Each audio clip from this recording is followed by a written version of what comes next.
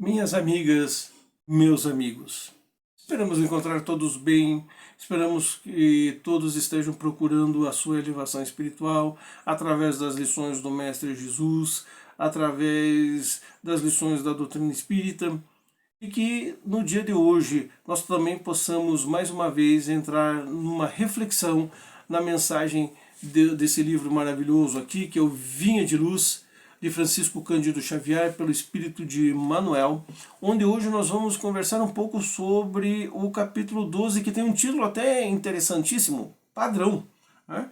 E que ele vai citar o livro dos Atos dos Apóstolos, no seu capítulo 11, versículo 24.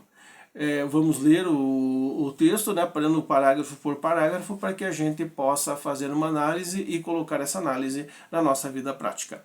Então ele começa dizendo: porque era o homem de bem e cheio de Espírito Santo e de fé, e muita gente se uniu ao Senhor. Alcançar um título de sacerdote em obediência a meros preceitos do mundo não representa esforço essencialmente difícil. Bastará a ilustração da inteligência na ordenação convencional. Ser teólogo ou exegeta não relaciona obstáculos de vulto. Requer-se apenas a cultura intelectual com o estudo acurado dos números e das letras. Então aqui Emmanuel já está nos dando um alerta, que por mais que as pessoas queiram alcançar algum título sacerdotal, quando ele fala sacerdotal não é somente títulos de sacerdote católico ou de sacerdotes evangélicos, seja qual for, né, o nível do sacerdócio. Ele quer dizer que você pode ser qualquer sacerdócio dentro da sua capacidade e da sua inteligência, né? Não é muito difícil, porque você vai estudar todos os livros religiosos, os livros culturais, e vai trabalhar dentro desses livros. Ele está nos dando um alerta aqui que somente a cultura intelectual desses livros não vai nos levar a nada. Você deve estar fazendo algum relacionamento sobre essa questão aqui. E eu vou dar esse relacionamento. Talvez nós vamos voltar no tempo de Jesus, né, onde ele faz essa mesma afirmação de formas diferentes para os sacerdotes do templo. É a mesma coisa, eles sabiam de tudo, ponta a ponta, centímetro por centímetro das leis, né? Procurava aplicá-las do melhor modo possível. Uma situação assim bem interessante, né? O Evangelho de Jesus nos mostra muito isso. Eu já comentei aqui várias vezes que eu gosto muito de uma passagem excelente do Evangelho de Jesus que mostra essa situação, que é o da mulher adúltera, onde os doutores da lei queriam pegar Jesus, né, através justamente das questões judaicas, né, dizendo que aquela mulher adulterava e que as leis de Moisés diziam que deviam apedrejá-las. E eles perguntaram: e o que nós devemos fazer, mestre? Né? Eles muito cínicos. E Jesus deu aquela parada, diz ali que ele começou a escrever na areia, e todo mundo foi olhando, olhando, olhando, ninguém falou nada, começaram os murmurinhos, até que Jesus levanta a fronte e diz assim: então tá bom, vamos fazer o seguinte modo, né? Moisés manda que apedreje ela. Mas faz assim, quem não tiver um pecado, uma falta, então você pode atirar a primeira pedra, né? E o que aconteceu? A psicologia de Jesus, a sua moral, né, a sua energia, penetrou muito a fundo daqueles doutores da lei e das outras pessoas, e os apóstolos dizem que eles foram se retirando um a um, porque ninguém estava isento de alguma falta. É a mesma coisa que ele está falando aqui. Não adianta termos conhecimentos gerais e falarmos de Jesus e falamos isso se nós mesmos não o colocamos em prática, né?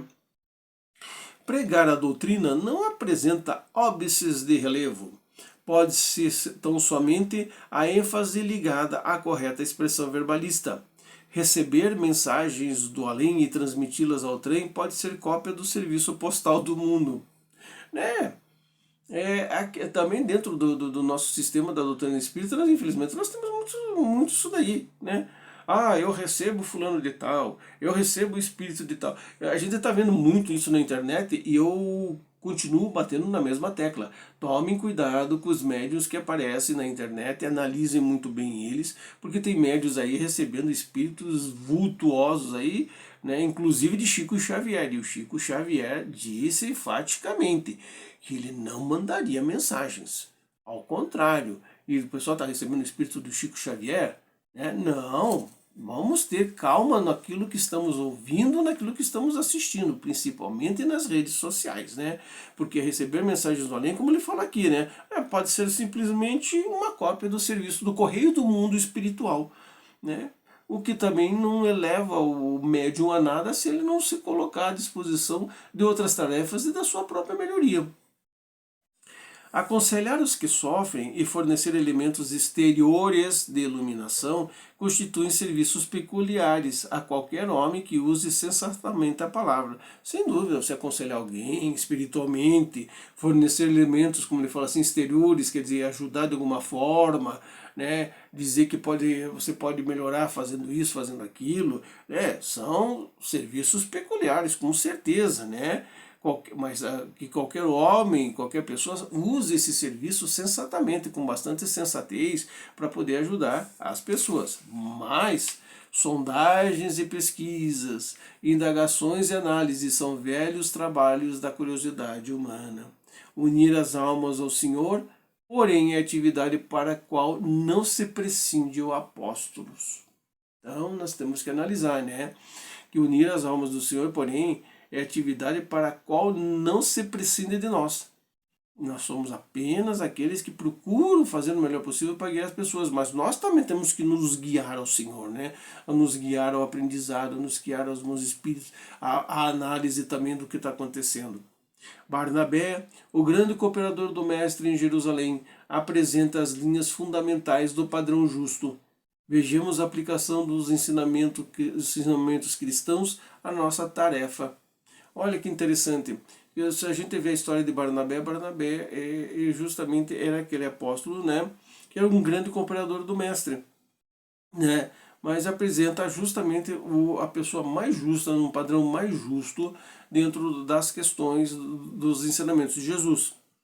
Todos podem transmitir recados espirituais, doutrinar irmãos, investigar a fenomenologia, mas para imantar corações em Jesus Cristo é indispensável sejamos fiéis servidores do bem, trazendo o cérebro repleto de inspiração superior e o coração inflamado na fé viva.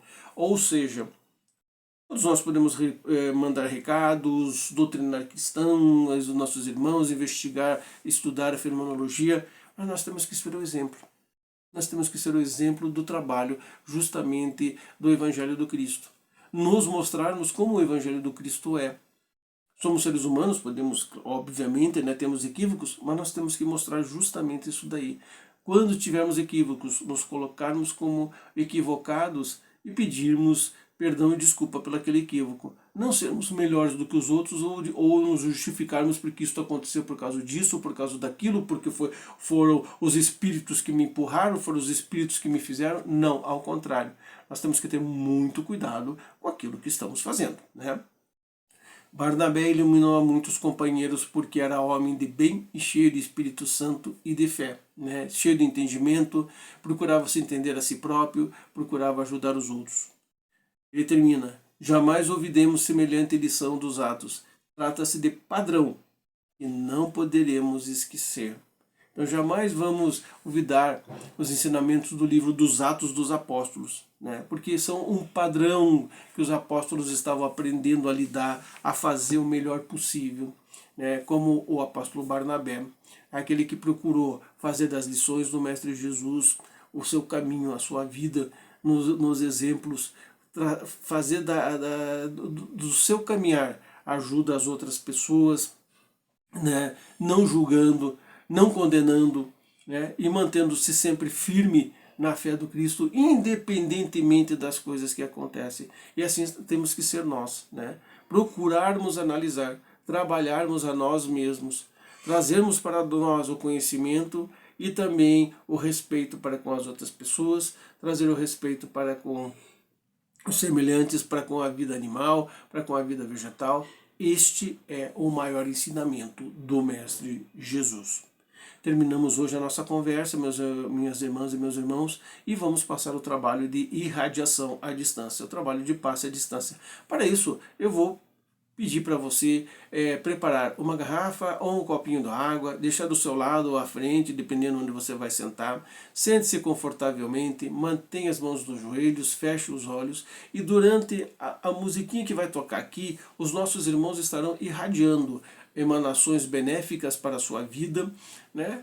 Peça aquilo que você tem mais necessidade de Jesus, que é o conhecimento, que é a fé que você tem que sempre manter. E que possamos sempre caminharmos junto com Jesus. Paz e prosperidade a todos, o meu muito obrigado e até uma próxima oportunidade, se o Mestre Jesus aqui nos der o aval para a nossa presença.